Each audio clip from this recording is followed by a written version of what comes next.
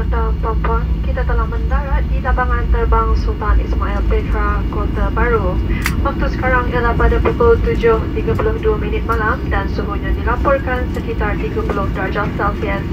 Bagi tujuan keselamatan, anda dikehendaki berada di